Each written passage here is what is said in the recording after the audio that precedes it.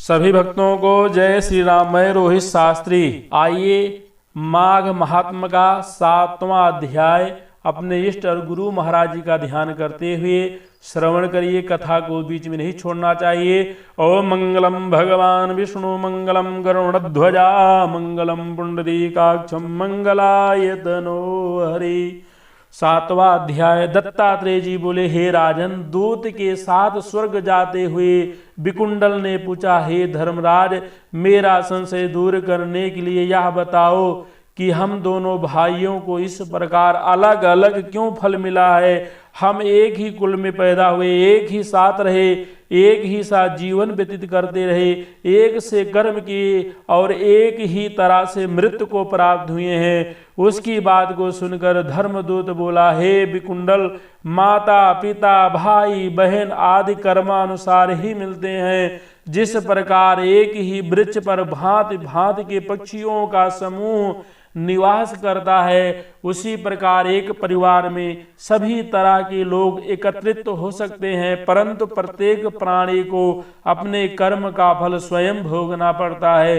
अच्छे कर्म से प्राणी को स्वर्ग और बुरे कर्मों से नरक की प्राप्ति होती है। उसी प्रकार अपने कर्मों से नरक भोगने वाला तुम्हारा भाई गया है और तुम अपने पुण्य कर्मों के कारण स्वर्ग को जा रहे हो। तब विकुंडल बोला, हम दोनों भाई सदैव साथ साथ रहते थे, दोनों ही एक समान पापी कर्म करते और भोग विलास करते रहे।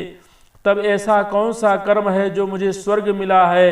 यह बात सुनकर उस देवदूत ने कहा, तुमने जो पुण्य किया है उसे मुझसे सुनो। हर मित्र का पुत्र सुमित्र, जो तुम्हारा साथी था, यमुना के तट पर आश्रम बनाकर रहता था और वेद पाठ करता हुआ हरि चरणों की आराधना करता था। उसके कहने पर तुमने 2 बार माघ स्नान किया था। समस्त पापों को नष्ट करने वाली यमुना के जल में माघ स्नान करने के कारण तेरे समस्त पाप नष्ट हो गए हैं और तुझे दिव्य सुखों वाला स्वर्ग प्राप्त हुआ है।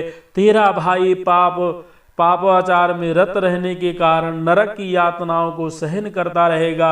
दत्तात्रेय जी बोले, हे राजन, देवदूत के इन वचनों को सुनकर उस वैश्य पुत्र ने दुखी होकर उससे कहा, हे साधु, सत्पुरुष सदैव उपकार करते हैं। मैं आपको सर्वज्ञ जानकर प्रार्थना करता हूँ कि आप यह बताएं कि प्राणी किन कर्मों से सद्गति और किन कर्मों से नरक पाता है। यमदूत ने कहा, हे धर्मश्रेष्ठ, तुम्हारे इन प्रश्नों को सुनकर मुझे महान प्रसन्नता है। महर्षि, मेरे पास समय का अभाव है तथा मैं तुम्हारे इस सुंदर प्रश्न का उत्तर अवश्य दूंगा। जो मन वचन कर्म द्वारा कभी किसी प्राणी को कष्ट नहीं पहुंचाते, वह निश्चय ही स्वर्ग जाते हैं। हिंसा करने वाला वेद पाठ दान तप यज्ञ किसी भी कर्म से सद्गति प्राप्त नहीं करता है। अहिंसा समस्त धर्मों का मूल है। धर्मात्मा जन छोटे छोटे जीवों की भी रक्षा करते हैं, उनको नरक नहीं देखना पड़ता। जो मांसाहारी हैं, जीवों की हत्या करते हैं, उनको नरक में रक्त स्नान करना होता है। जो मांस खाते हैं, कीड़े उनको कष्ट पहुंचाते हैं, वह नाना प्रकार की पशु योनियों का सेवन करते हैं। मनुष्य जीवन पाकर भी अपंग और दरिद्री रहते हैं। इसीलिए मनुष्य को चाहिए प्रत्येक जीव पर दया करे और किसी को नहीं सताए। बोलो शंकर भगवान की जय। बोलो लक्ष्मी नारायण भगवान की जय। बोलो माघ महात्म की जय।